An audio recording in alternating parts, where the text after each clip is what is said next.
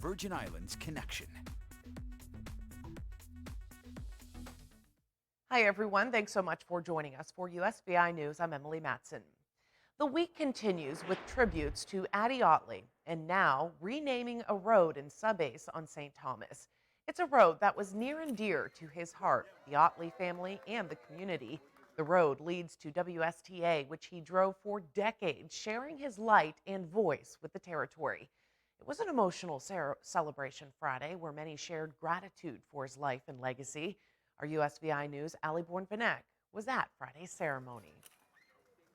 This street behind me is now dedicated to Addy Otley and officially in his name.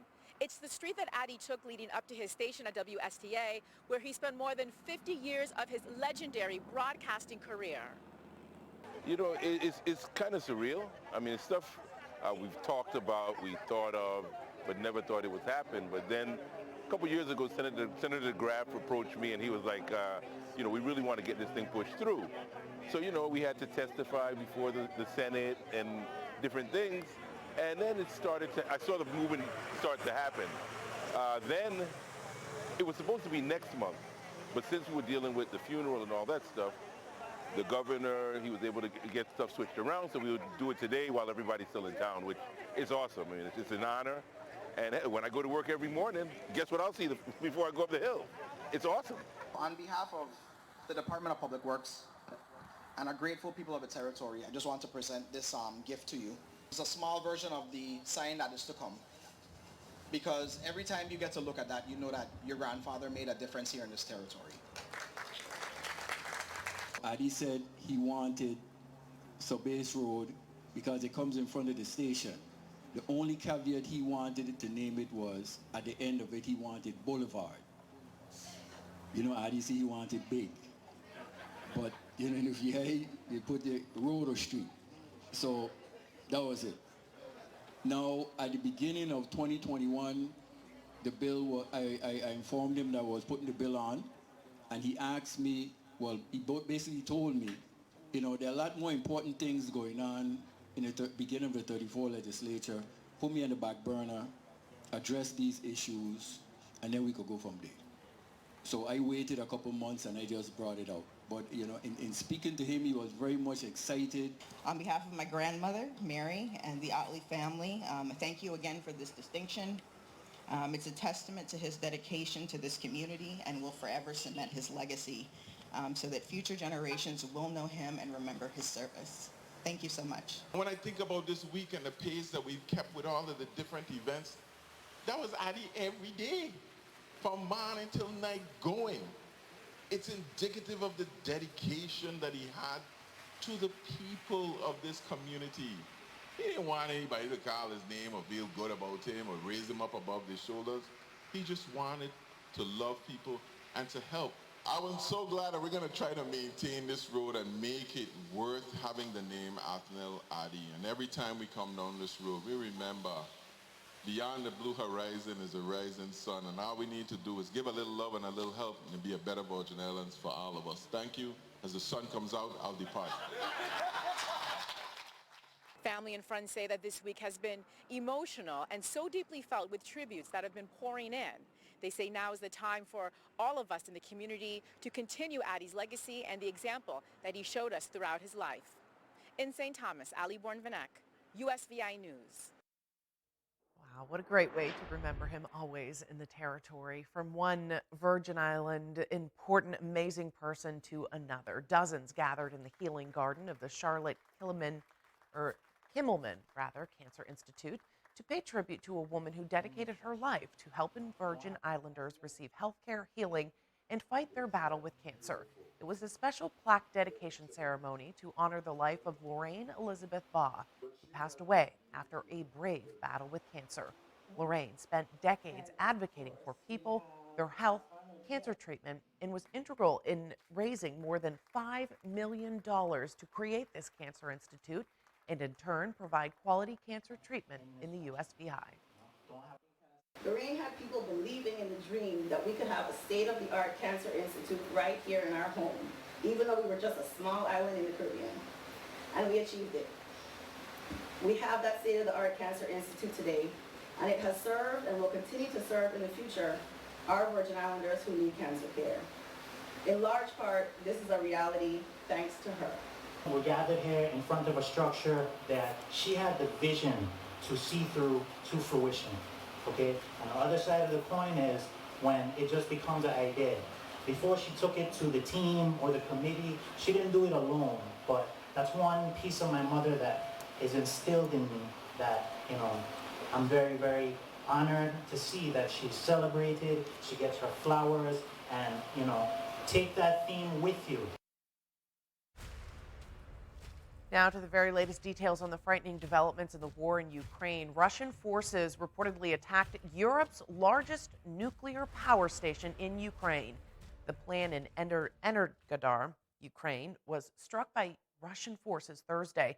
The company shared these images of the damage at the plant. According to Ukrainian authorities, the shelling caused a fire at the facility that has since been put out. Video at the plant shows the shelling happening. This largest nuclear power plant in Europe accounts for about 1/4 of Ukraine's power generation. Ukraine authorities say the nuclear power plant is now occupied by Russian forces, but it is in working order, and so far no radiation changes have been recorded. The U.S. Department of Energy did activate its nuclear incident response team as a precaution. The war is expected to make gas prices soar even more, as Americans are already watching more of their money disappear each time they fill up. So President Biden plans to release oil from the U.S. Strategic Reserve to try to ease pain at the pump. U.S. oil companies are still pumping 10% less than before the pandemic. So 30 million barrels of oil is being made available in concert with European allies making another 30 million available. The move comes as Americans are hit with soaring fuel prices amid the Russian invasion of Ukraine.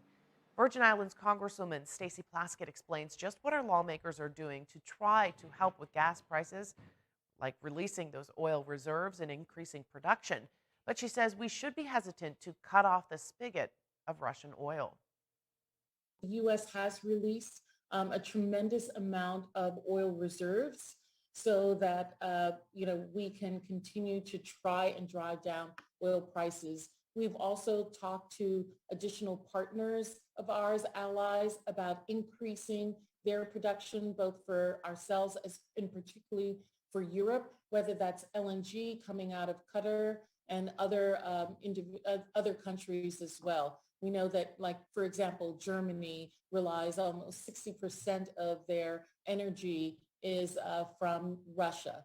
And so asking other allies to increase production, as well as talk to our Middle East partners about not using this as a mechanism to try to exploit gas prices at the same time.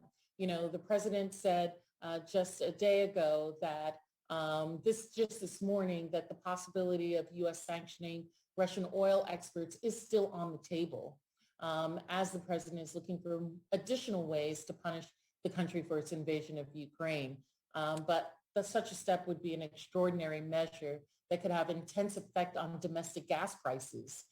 And so we really need to be mindful of that as well. So the president doesn't want to topple the global oil markets or the global marketplace impact on American people more with higher energy and gas prices. The Biden administration also made clear they are still pushing for developments in alternative forms of energy. On to much lighter and positive news now. The 20th season of American Idol is now underway, and keep an eye out for a product of the Virgin Islands. 19-year-old Allegra Miles is a singer-songwriter who grew up on St. John. She now lives in Florida as she pursues a successful singing career. She spent 5 years living on St. John. I caught up with her ahead of her audition this week on American Idol. She tells me the Virgin Islands community has been extremely supportive of her over the years. It's always been incredible. Like, I mean, when I lived there and also all the time after too, with anything I'm doing, like everyone, like St. John specifically, but the USVI in general is really just like a community of people, and it's such a special, like different community. And everyone really is just kind, genuine people. And also specifically in St. John, growing up in St. John, I feel like a lot of people don't know this, but there really is like a cool, like little music scene. Like there's a lot of very creative, artistic people in the Virgin Islands. And so growing up, like I would always do open mics like at Sundog Cafe and like different places all in St. John. And people would always be so supportive and loving of my like 6-year-old self trying to sing. You know what I mean? So I'm super grateful to have grown up in the islands. And again, like having that close knit group of people, I feel like it definitely made me the person I am, really, and music wise too. And like it's a very, different specific experience from maybe people in the States don't necessarily understand it. But it's just a really special thing. And I'm super grateful to have that community and to have grown up and had that experience 100%. You hit me up that day in October, and you said you wanted to be my only lover. We hadn't met, so I didn't get why you were moving so fast. I love you guys so much, and I'm so grateful to be connected with you guys and have the support and the love that I've always felt, growing up in my whole life. So good for so long, and I couldn't see anything was wrong. You made me believe it all, but now I know it was all lies, lies. Yeah, you're messing with my head right now. Those lies, lies. Got the best of me, you're tear right now. Those lies, lies. Yeah, you're messing with my head right now. Those lies, lies. Find out if Allegra will get a ticket to Hollywood when the auditions continue this Sunday on American Idol. The judges this season are Katy Perry, Lionel Richie, and Luke Bryan. So stay tuned for that, and good luck to Allegra.